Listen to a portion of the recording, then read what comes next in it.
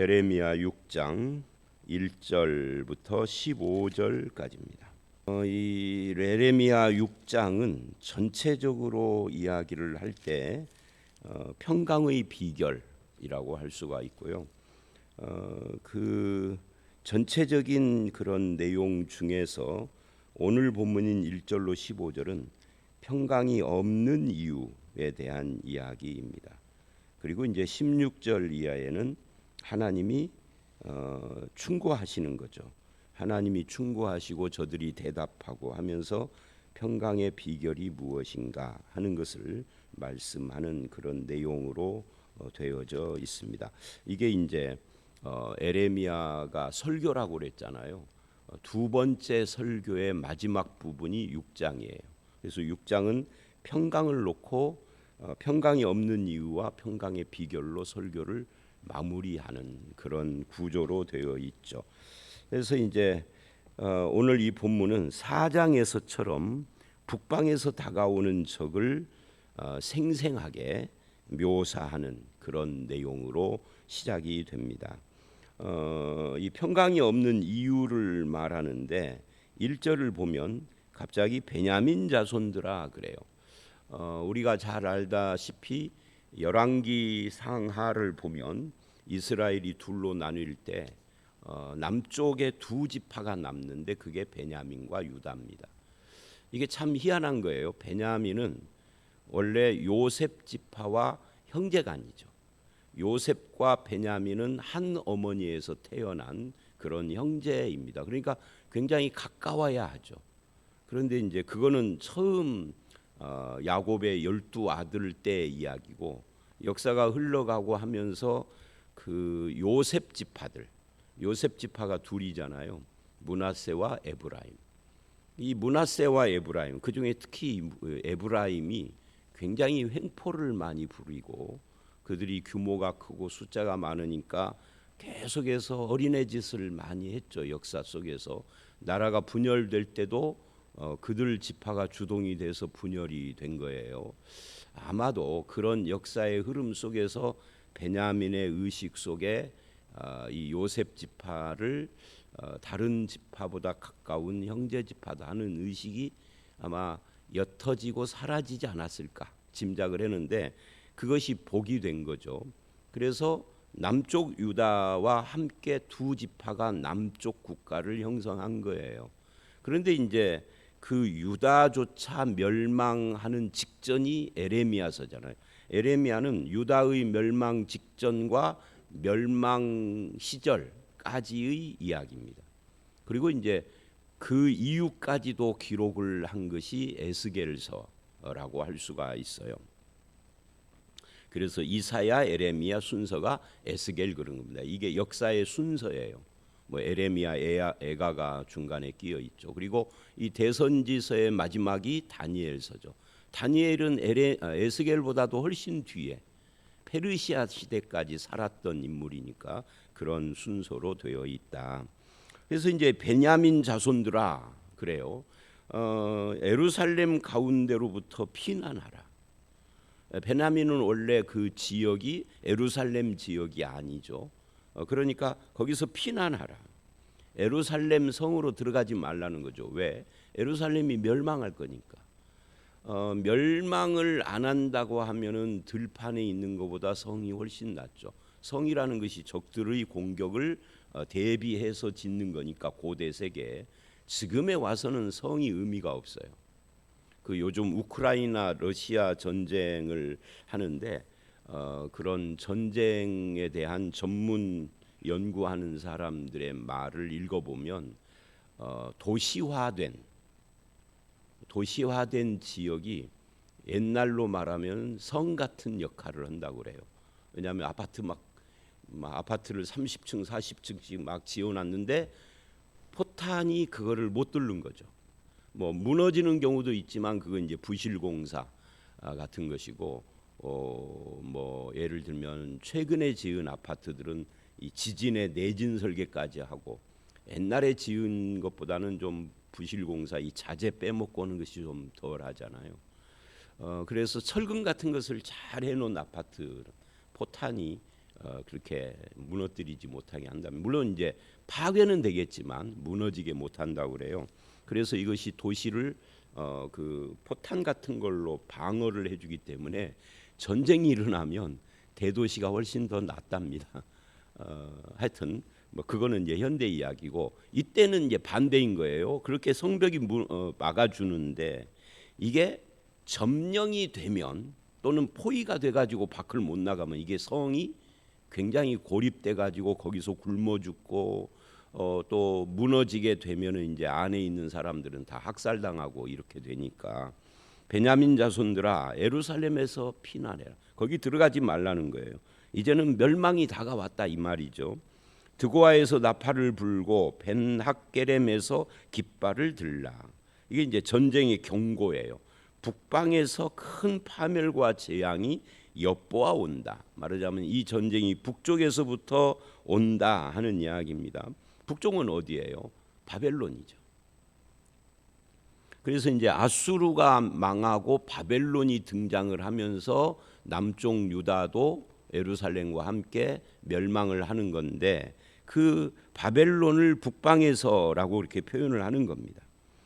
그리고 2절을 보면 아름답고 우아한 시온의 딸을 내가 멸절하리니, 이 아름답고 우아한 할 때 우아한 이게 옛 성경에는 묘한 이렇게 번역을 했어요.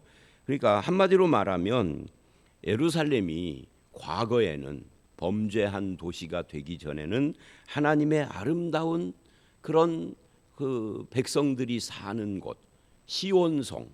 이 시온이라는 말이 예루살렘인데 항상 그러는 건 아니지만 대체로는 시온이라는 표현이 굉장히 신앙적이고 종교적인 표현이죠. 예루살렘 그러면은 그냥 지명이라고 하면은 시온은 조금 더 신앙적인 표현이에요.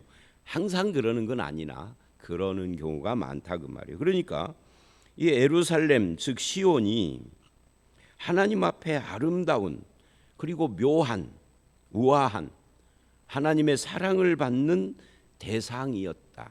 그런데 그 딸을, 딸 같은 존재죠, 내가 멸절하리니.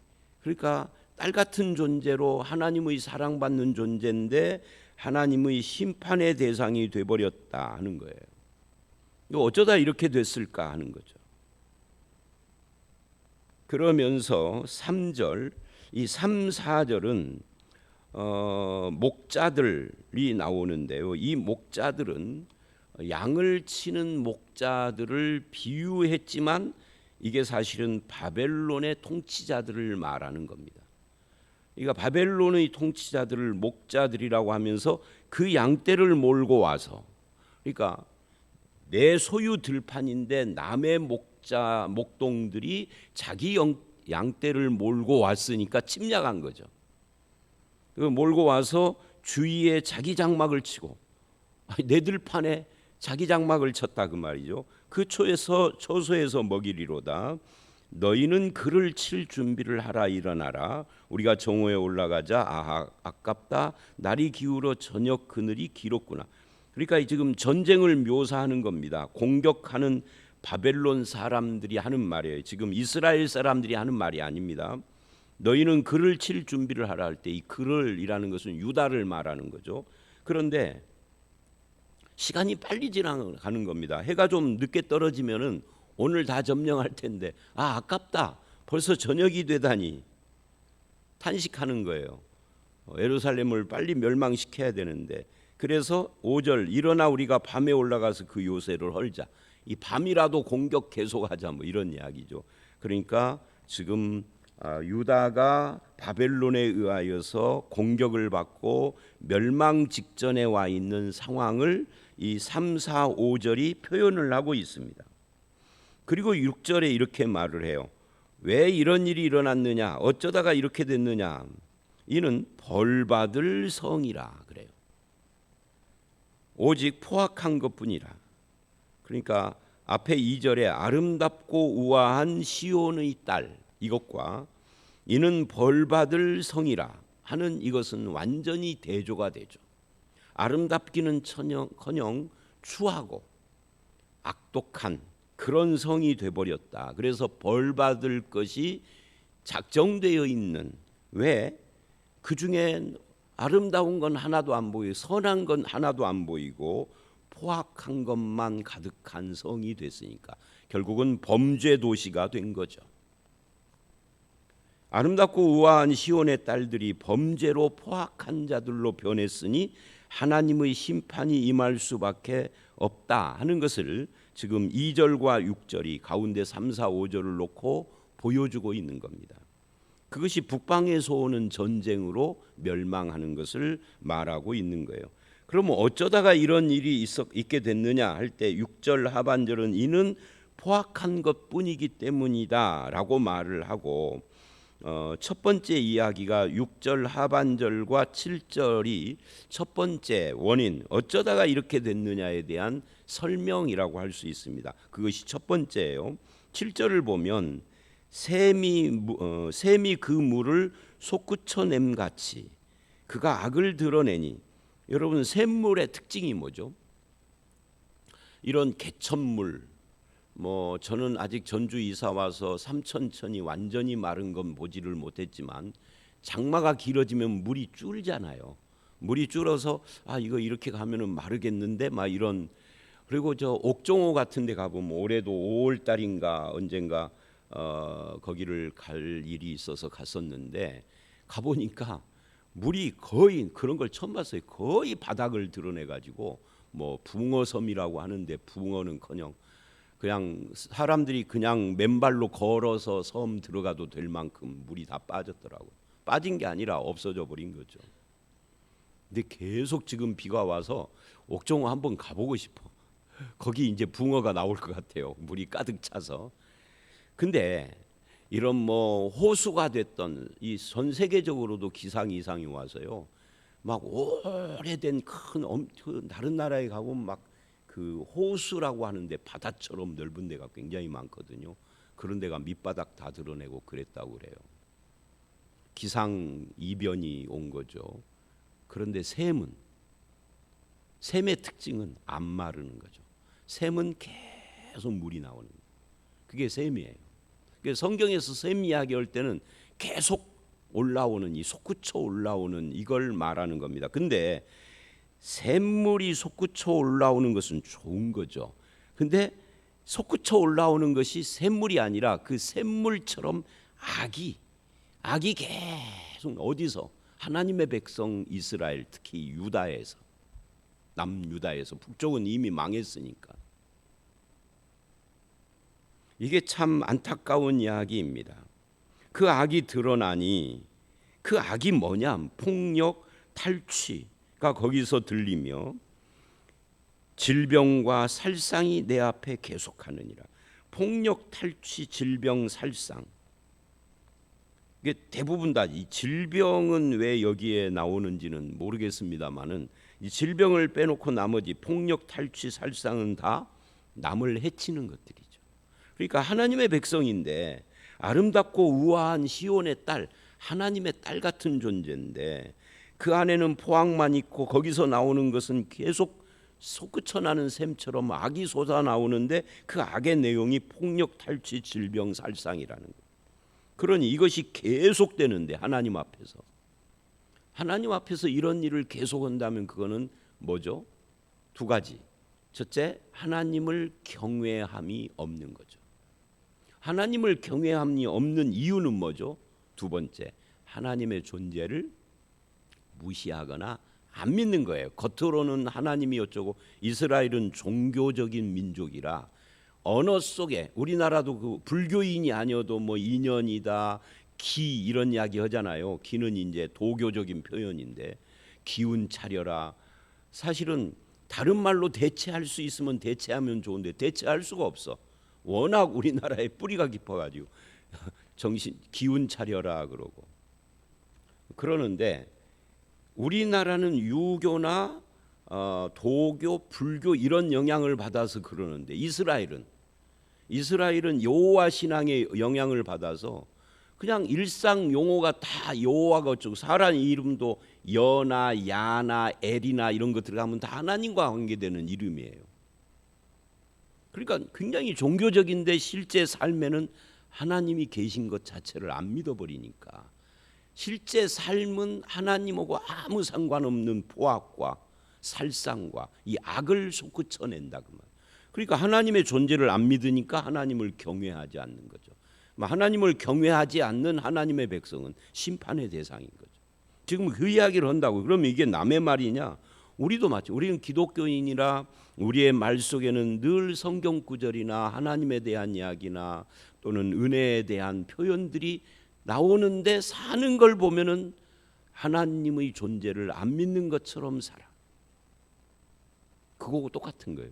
그러면 하나님이 구원하시겠느냐 그 말. 그건 구원의 대상이 아니라 심판의 대상인 거죠. 이름은 아름다운 시온의 딸인데 삶은 벌받을 백성처럼 살고 있다는 이야기를 지금 하고 있는 것입니다. 그것도 한 번, 두 번 실수로 하는 것이 아니라 샘에서 물이 솟구치듯. 이 말은 뭐예요?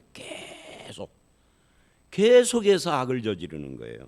한두 번 실수로 그러는 것이 아니다.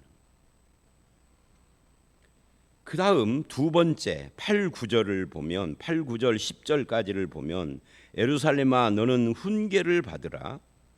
그리하지 아니하면 내 마음이 너를 싫어하고 너를 황폐하게 하며 주민이 없는 땅으로 만들리라. 그러니까 하나님은 이런 말씀을 하면서도 대책을 이야기를 하는 겁니다. 훈계를 받으라. 하나님의 훈계는 무엇으로 받는 거죠? 말씀으로 받는 겁니다. 말씀 이외에는 훈계의 도구가 없어요. 지금도 마찬가지입니다. 어제 이제 목사님들하고 모임을 하면서 어떤 이야기가 나왔느냐면 꿈 이야기가 나왔어요. 계속 꿈 이야기만 하는 사람이 있는데 어떻게 해야 되느냐는 거죠. 아니 하나님을 믿고 예수님을 믿는데 말씀 이야기 않고 왜 꿈 이야기만 그렇게 하는지 참 속상한 이야기죠. 꿈이야. 불교인도 믿고 안 믿는 무신론자도 꿈이야 꾸는 것이고, 그렇죠? 저한테 그러더라고요. 목사님은 꿈을 어떻게? 나는 그냥 이런 지하에 그래서요. 저는 꿈을 안 믿습니다. 성경에 나오는 꿈이 몇 번 있는데 이건 계시적 꿈입니다. 계시적 꿈은 내가 꾸는 게 아니에요. 하나님이 주시는 거예요. 근데 성경 기록이 끝난 이후에는 계시적 꿈은 없습니다. 있다고 하면은 이단인 거예요. 계시적 꿈은 없습니다. 일반적인 꿈이 있는데 일반적인 꿈은 우리가 거기에 집착할 이유가 없는 거예요. 집착해서 뭐 하게? 아무 의미가 없어요. 그러니까 그런 것에 집착하다 보면은 하나님의 훈계의 말씀을 점점 멀리하는 거죠. 그리고 그런 것의 특징이 뭐죠? 그런 신비주의나 무속적인 신앙의 특징 중에 가장 첫 번째 특징이 윤리가 없는 겁니다. 윤리가 없어요. 어떻게 살아야 할 것인지 이런 것이 없는 겁니다. 그 훈계를 안 받는 거죠. 하나님이 훈계를 받아라 그러는 거예요. 어떻게 훈계를 받아요? 하나님의 말씀으로, 구약 같으면 율법으로. 안 그러면은 내가 너를 싫어하고 황폐하게 하여 주인 없는 땅 만들어 버릴 거야 라고 해도 저들은 듣지 않았다. 왜 이렇게 됐을까? 그 다음에 9절 만군의 여호와께서 이같이 말씀하시되 포도를 따듯이 그들이 이스라엘의 남은 자를 말갛게 주우리라. 그들이 누구예요? 바벨론이 쳐들어와서 포도 따듯이 그렇게 따버릴 것이다 하는 이야기는 멸망을 포도 따는 자처럼 내 손에 광주리에 자주자주 놀리라 하시나니 포도를 따서 광주리에 집어넣듯이 이스라엘을 멸망시키는 거예요. 내가 누구에게 말하며 누구에게 경책하여 듣게 할꼬 보라. 지금 하나님이 이 말씀 누구에게 하는 겁니까? 안 믿는 사람에게 하는 것이 아니다는 거예요. 안 믿는 사람은 이런 말 듣지도 않을 뿐만 아니라 이런 말씀의 대상도 아니에요. 내가 누구에게 이 말을 할꼬. 여기서 말하는 내가는 누굴까요? 선지자 에레미야가 하는 말이에요. 내가 이 하나님의 말씀을 누구에, 그러니까 왜 이게 선지자냐면 9절 끝에 보십시오. 이렇게 무엇 하리라 하시나니, 누가? 하나님이 그렇게 하신대, 그렇게 말씀을 하시나니 내가 이 하나님의 말씀을 누구에게 말할까? 누구에게 이 말씀으로 경책하여 듣게 할까? 탄식하는 거예요. 내가 이 말을 해도 듣는 놈들이 없어. 귀를 기울이려고 하지를 않는 거예요. 오히려 하나님의 말씀을 하나님이 나에게 욕하는 것으로 듣는 거죠.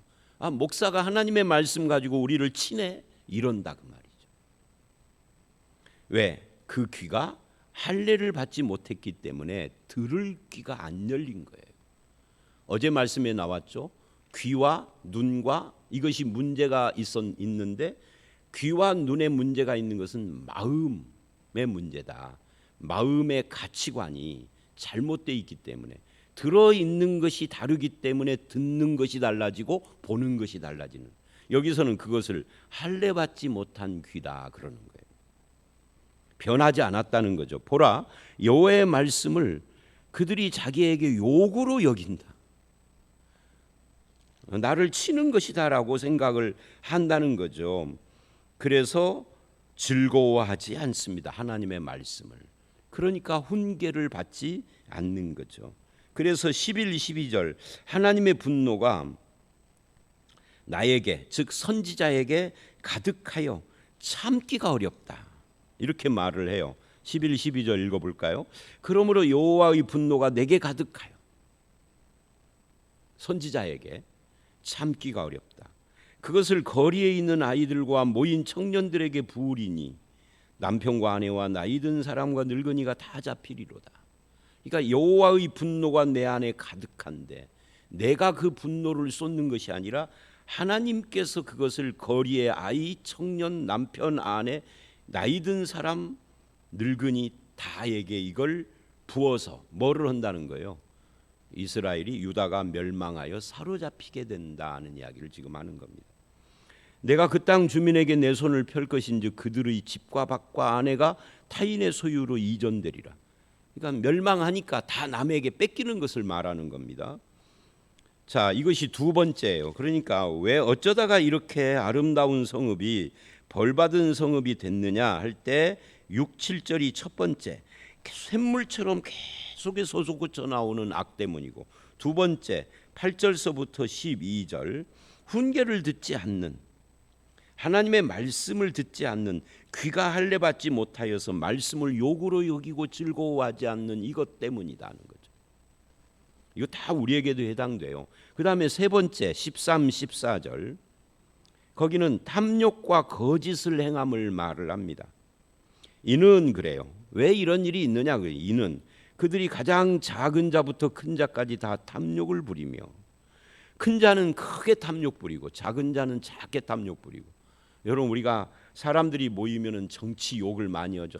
나쁜 놈들 뭐가 어쩌고, 이 김건희 거기 양평 어디에다 땅 사놓고, 김건희만 그런 게 아니라 민주당 놈들도 거기에다 땅 사놨대.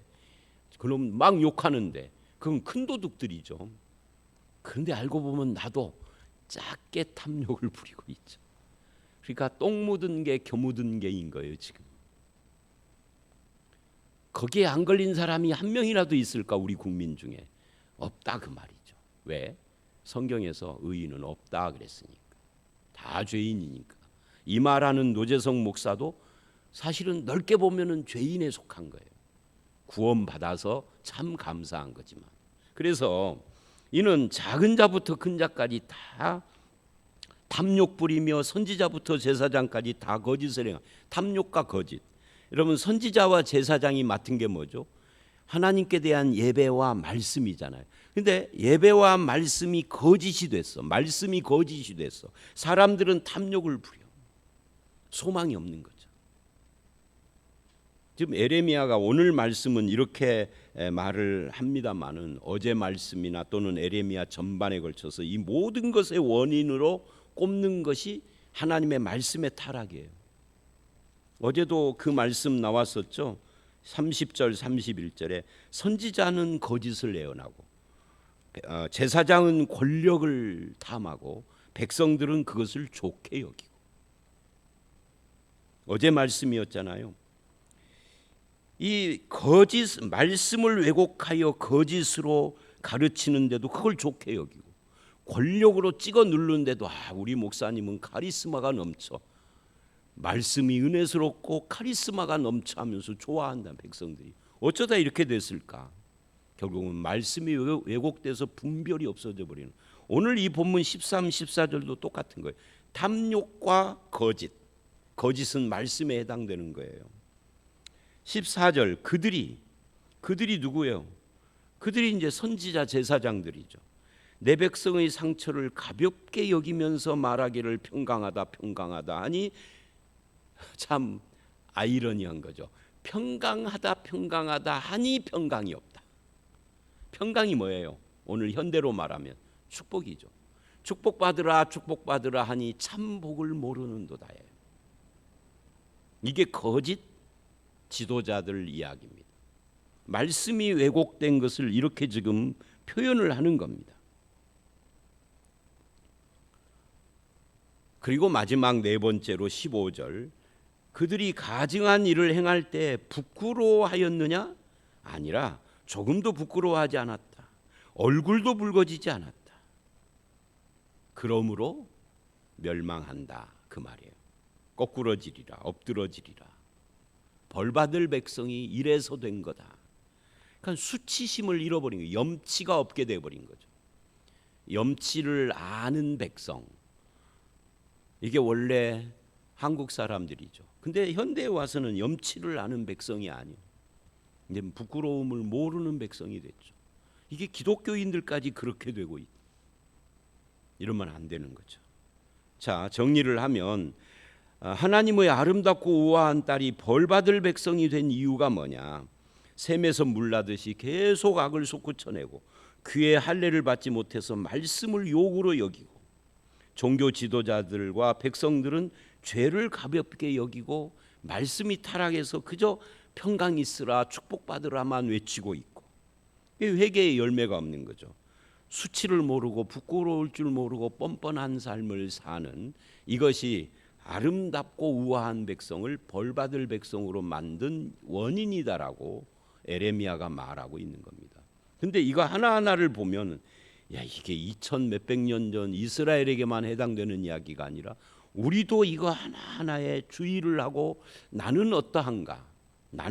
우리 가정은 우리 교회는 어떤가? 나아가서는 우리 사회는 어떤가? 우리 사회는 어떤가를 말하기 전에 사실은 내 가정, 교회부터 여기에 대입을 해봐야 하고 조금이라도 우리가 이런 부분이 있으면 이거 해결을 해야 합니다.